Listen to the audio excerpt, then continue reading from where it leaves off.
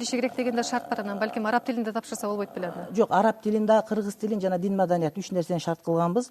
Андан сырткары, мисалы үчүн ошол 2009-жылы 397 Дунган улутундагы адам барган болсо, быйыл 460 Дунган улутундагы адам кетип жатат. Жана биз мамлекеттик комиссиядан барган кагаздын негизинде кошумча келген 500 квотанын ичинен 150 орунду атайын асчылык, улуттук асчылык деп Дунгандарга бөлүп бердик. Анда Ормон мырза айтып аткан далилдер туура эмеспи? Жок, ал аразданып келгендиги чындык. Бирок азыр бизде ушундай болуп калыптыр. Эгерде бир азыраак эле мындай бир нерсе жакпай калып, көңүлүнө туура келбей калса, ак үйдүн астына келип кыйкырмай, арыз жазмай ушундай болуп турат. Садыкчан Камалов катталган бардыгы, бирок ошол күнү ал киши ооруп калган. Биз мыйзам боюнча ооругандыгы аныкталган кагаз келгенден кийин ажылык борбор чогулуп, ал кишиден өзүнчө башка биз тест алып, ал кишини өткөргөнбүз. Ал чындыгында өткөн 50 орунга ээ болгон. Ажылык жана умра борборунун курамы туурасында дагы дооматтар айтылып атат да. Мисалы 17 киши деп жатасыз. Анын көбүчөсү динге тиешеси жок кишилер. Анын ичинде муфтий Чубак Ажи Жалилов өзүнүн 5 орун басары менен кирип алган деп. Туурабы ошолсун дооматтар? 17 кишинин ичинде 5 депутат бар. Алардын баары намаз окуйт. Ал эми ичинде ажыга баргандары бар. Ал эми калган коомдук аймактагы казылар кирбей калды деп атпайбы? Жок, казылар, момунда эгерде казылар ажылык борборго ишке кире турган болсо, казылыгын тапшырып келүүсү керек.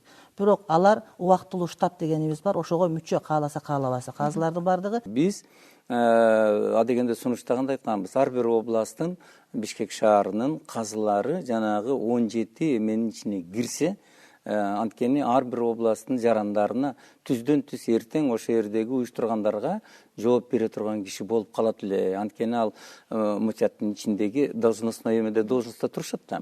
Ал ошол областтагы мусулмандарга жооп берет, кандай да гана болбосун. Биз көбүнчө жоопкерчилик жагынан карап ушундай түзүлсө дегенбиз. Биздин айтканыбызга андай болгон жок. Борбор өзүнүн багыты менен чечти. Кандай чечим кабыл алса дагы өзүлөрүндө. Ошондуктан биздеги шектүү маселе ошол бойдон ачык бойдон калып калды.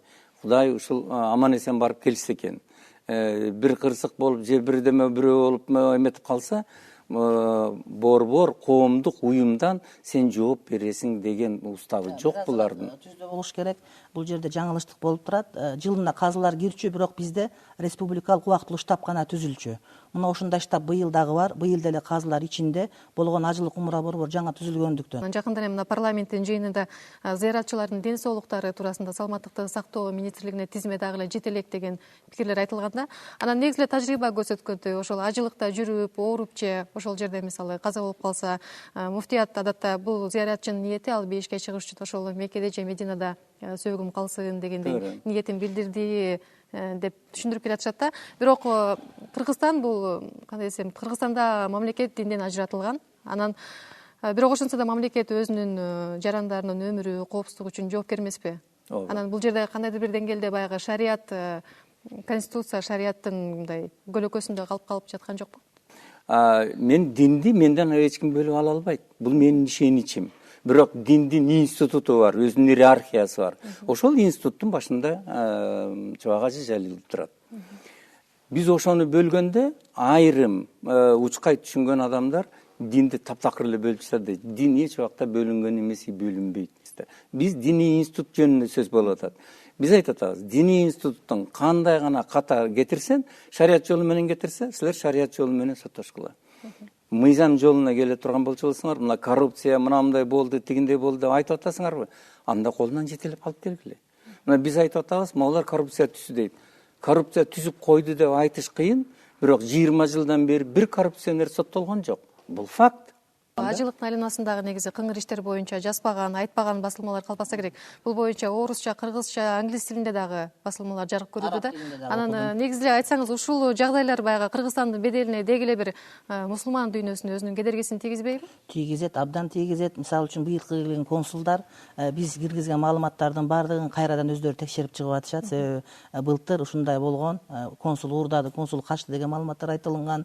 Ошондуктан Сауд Араб тышкы иштер министрлиги дагы өтө бир мындай бир дыкаттык менен карап турушат маселени. Биз шерменде болдук дүйнө жүзүнүн астында. Мына ошол шермендечиликтен болгон бетибиздеги көөнү жууганга аракеттерди кылып жатабыз. Насип кылса аздап барып, булардын баары тазаланат дейм. Бирок уят эле болдук. Бирок сиз айтып атпайсызбы, мисалы мыйзам жагынан гана туура келбейт деп атабыз деп. Муну коомчулук мисалы башкача бир мындай жалпы кабыл албайбы? Мисалы үчүн муфтий мыйзамсыз отурат, демек муфтий кетиш керек деген сыяктуучу. Ошондой нерседен мындай алдын ала корккон жок белеңиздер? Жок, коркунуч бар. Ошон үчүн кат жазганбыз май айында.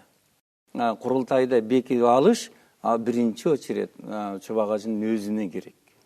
Өзүнө керек. Бир айта турган маселе, апрель окуялары болду бизде, андан кийин июнь окуялары болду. Адамдар кан жутуп кара кийип отурган убакытта бирөө келип курултай өткөзөм дегендин өзү эң чоң келеси олук болмок ошол убакытта. Азыркы учурда президенттик шайлоонун астында дагы курултай өткөрөм деп чыкканда, анда сөзсүз түрдө кайсы бир талапкер буга аракет кылып, мисалы үчүн чай бере коюп, анан молдокелер көбүн эсе чайдан баш тартпаган адамдарыбыз дагы аны ичип алып, анан бир добушта арасат болуп калбайлы деген максатта уламалар кеңеши карап ушундай чечимге келди. Сиз кошуласызбы ушул пикирге? Бул факт бар. Анткени апрель айында эгерде булар өткөрөбүз дечи болсо, апрель айында 1 жылдык болуп аткан. Мүмкүн туура эмес түшүнүп калышы да мүмкүн. Сиз өзүңүз эле айтпадыңыз беле, ажылык сапарды анда уюштурууга ажынын моралдык укугу барбы, эгерде мыйзамга мындай ылайыктабасак депчи? Биз суроо салганбыз. Биздин катка жооп бергенден кийин биз суроо салганбыз. Эгерде курултай бекитпесе, курултайды бекитпесе, шайланган муфтий ушуну уюштурганга мүмкүн эмеси укугу барбы же жокпу деп. Ал ошол бойдон жоопсуз калып калды. Өздөрү чогулуп уламалар кеңеши чечилгенде бул кишиге ажылыкты өткөргөнгө уруксат беришти. Негизи азыр акыркы кездерде адал, арам деген түшүнүктөр бири-бирине мындай аралашып, камыр-жумур болуп калгандай сезилбейби сиздергечи? Өкмөттүк киши деле болсо, же болбосо Кудай жолуна түшкөн киши деле баягы байлыкка, акчага келгенде туруштук бере албай калат экен деген көз караштар калыптанып аткандай сезилет да? Ооба, мен муну өзүм жан терим менен сезип көрүп турам. Кээ бир мен сыйлаган адамдар, кээ бир мен сыйлаган диниятчылар, өтө сиз такпа деп айтып аткан адамдар дагы ошол акча маселесине келгенде алсыздык кылып, ар кандай бир шайтан оюндарды баштап жибергендин көрүп турам. Азыр мен ушул убактым өтө тар болуп, өткөн жумада да сиз менен келе албай калдым. Азыр мындай бир ит үрүп атса кет дегенге убактым жок болуп турат.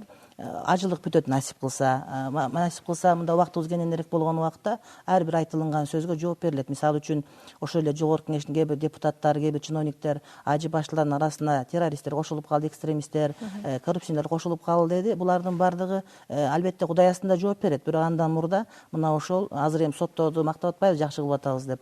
Ошолордун астында да ар бир сөзгө жооп беретін убакыт келет. Бирок ажылык өтүп алсынчы, ажылык бүтсүнчү деген эме менен кармап турабыз. Сизге дагы ошондой бир ой келбейби? Мисалы үчүн арам иштерге кириптер болуп алып, анан кайра мисалы мечитке барып намаз окуп күнөөсүн жууп дегендейчи, ошондой нерсе мисалы калыптанып бараткандай көрүнбөйбү? Бул калыптанып баратат. Анткени биздин мурунку муфтийибиздин Мураталы ажынын киши колдуу болуп кайтыш болушу жана ошол эле муфтияттагы чыр-чатактардын негизинен дагы бир муфтияттын кызматкеринин каза болушу сөзсүз түрдө ал жерде жанагындай ойду жаратууга толук ой бар.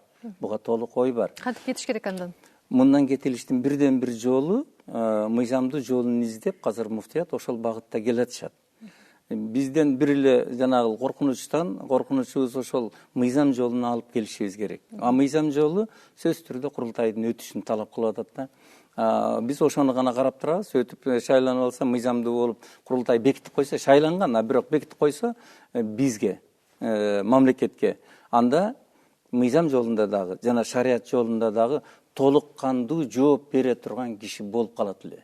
Бүгүн булардын ичинде дагы биздин ичибизде дагы ажырым пайда болуп, мыйзам аркылуу кандай кылып чечебиз, эртең бир кокустук болуп кетсе кантип чечилер экен ушул деген милдеттеме жок. Мен айта кете турган болсом, биз ошол мыйзамдуу делген Бакиев да кубалап чыкты, кыргыздар, Акаев да кубалап чыкты. Айтор мыйзам кээде кыргызчылыктын астында ишке ашпай, ошонешпей калат да.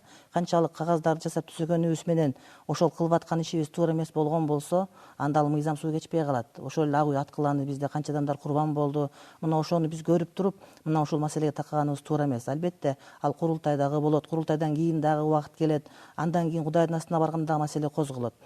Рахмат. Негизи эле мамлекет менен диндин ортосундагы ошол алакка катыш ажы сапардын тегерегинде талаштар негизи токтобой келет. Анан бул маселени биз бүгүн күнгөй тескейин талкуулаганга аракет кылдык. Балким ушундай талкуулоо, ушундай дискуссия бир ушул көрүнүшкө дагы көңүл буруп баягы талкууга алып чыгуу бир жакшы жашандыр. Кандайдыр бир деңгээлде бир оң жагына, жакшы жагына түзөлүп кетет деген үмүт менен бүгүнкү программабызды жыйынтыктайлы. Сиздер Азаттыктын ыңгайсыз суроолор телепрограммасын көрдүңүздөр. Биз бүгүн ажылык сапарды уюштуруу иштери туурасында сөз кылдык.